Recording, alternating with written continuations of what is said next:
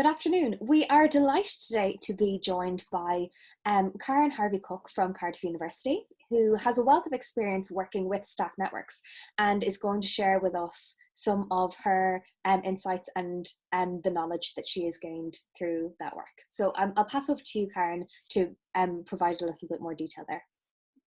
Thank you for the invitation. It's lovely to be able to spend some time in our current strange circumstances to have a chat about things that feel a bit more normal. So I'm based at Cardiff University. I'm an organisational and staff development manager in human resources. So for those people who may not be familiar with that type of job title, the team that I'm part of, we have responsibility for employee engagement, but also equality, diversity and inclusion for staff. But outside of that, and I suppose my real passion is I've been chair of our staff LGBT plus network, Enfys, which is Welsh for Rainbow, for the past 9-10 years. And I'm really committed to supporting and encouraging other staff networks to thrive and to flourish. And I think particularly at the current time, that's more important than ever. Super. Thanks so much for that, Karen. And so my first question would be, what is the biggest change that you've experienced recently with the onset of the COVID-19 pandemic? And what have you done to adjust to that change?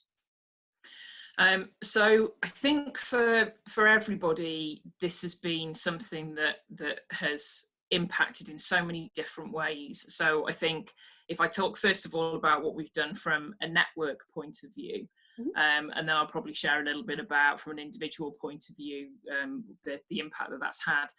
I think that from my perspective, one of the really important things in the current climate for the network has been trying to maintain a bit of normality.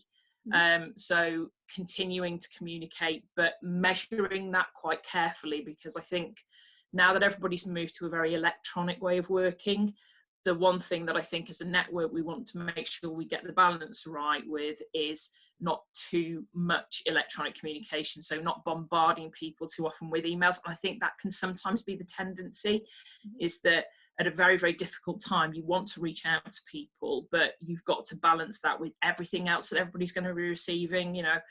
In any one day it can be emails from school for homework for kids, it could be emails from team members, emails from line managers, emails from everybody else who wants to get in contact. So there's a really important message there around just getting the contact right. So one of the first things that we did was we emailed out to our network and we pointed them in the direction of both internal and external support mechanisms that were available both locally and nationally, so that people had the opportunity to get that support in any way that we could.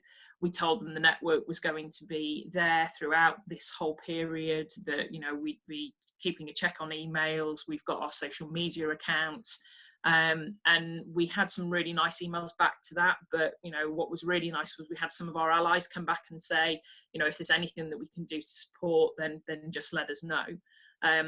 And we've also tried to keep some of the broader communication going as well. So, quite a number of people who are watching this, I'm sure, will be aware that, this week was Lesbian Day Visibility. So one of the things that we did last week was we made sure there was an article in our internal newsletter featuring a colleague from another organisation in South Wales, just to, again, try and keep that normality going in, such an extraordinary time.